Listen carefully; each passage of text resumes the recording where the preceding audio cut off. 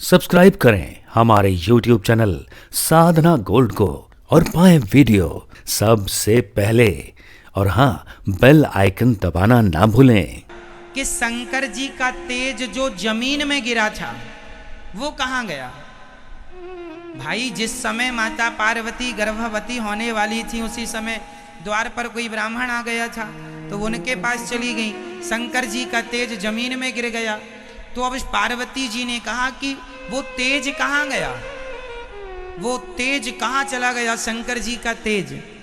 तो सबने पूछा किसने चोरी कर ली, वो तेज कहाँ गया? कोई नहीं बोला। तब माता पृथ्वी बोली, मैं बताती हूँ। शंकर जी का तेज जब मेरे ऊपर गिरा तो मैं उस तेज को सहन ना कर पाई, तो मैंने अग्नि के ऊपर डाल दिया। अग्नि से पूछा वो शंकर जी का तेज कहाँ है? तो अग्नि ने कहा कि मैं तेज को सहन ना कर पाया, मैं बुझ रहा था उस तेज से, तो मैंने उसे पानी में बहा दिया। तो पानी में से एक मछली उस तेज को निगल गई। तो मछली वो शंकर जी का तेज था, वो गर्भवती हो गई, एक पुत्र को जन्म दिया। मछली पुत्र को जन्म, आप कहेंगे ये बात तो गले नहीं उतर रही, मछली से पुत्र कैसे होगा? भाई, भगवान कृष्ण की कथा में एक कथा आपने सुनी होगी कि जब प्रद्युम्न जी का जन्म हुआ, समझिएगा, जब प्रद्युम्न जी का जन्म हुआ था, सुनो, किसका जन्म?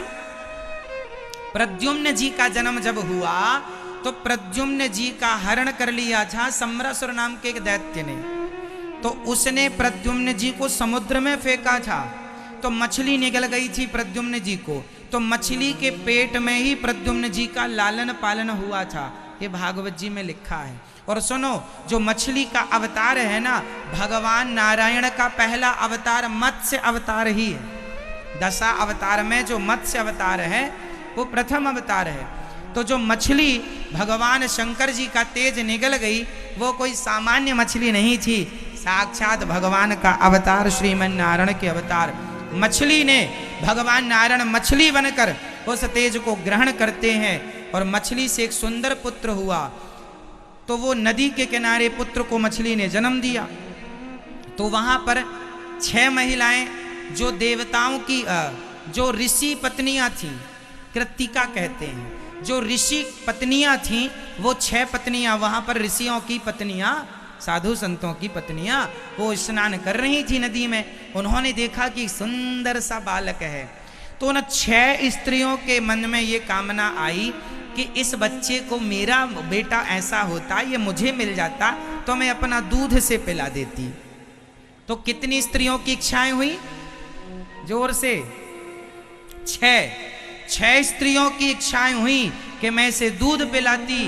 तब भगवान कार्तिकेय जी ने तुरंत 6 मुख धारण करते हैं और 6 मुख वाले कार्तिकेय जी हो गए। और 6 मुख से एक एक माता का स्तन पान किया, दुग्ध पान किया, दूध पिया।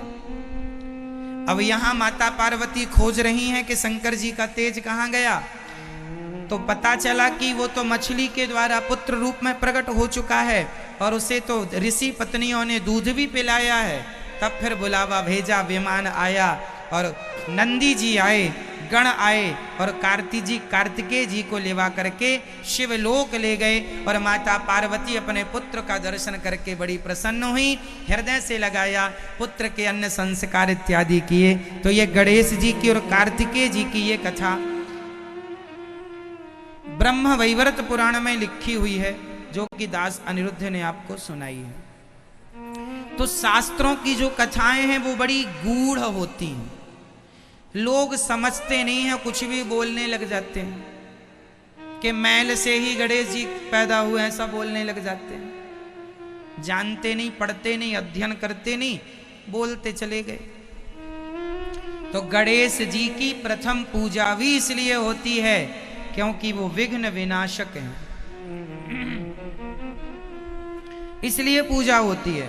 इसलिए गणेश जी की पूजा करो या नारायण की या कृष्ण की या राम की, बात एक ही है, सब में भगवान श्रीमन नारायण ही है, गणेश रूप में भगवान। तो गणेश जी किनके अवतार हैं? जोर से, भगवान श्री कृष्ण के। अब ये सवाल रह गया कि गणेश जी का जो सिर कट गया, शनि की दृष्टि पड़ते वो सिर कहाँ गया? तो सुनो, उस कटे हुए सिर को भगवान कृष्ण ने गोलोक धाम में स्थापित कर दिया। गोलोक धाम में गणेश जी का सिर है।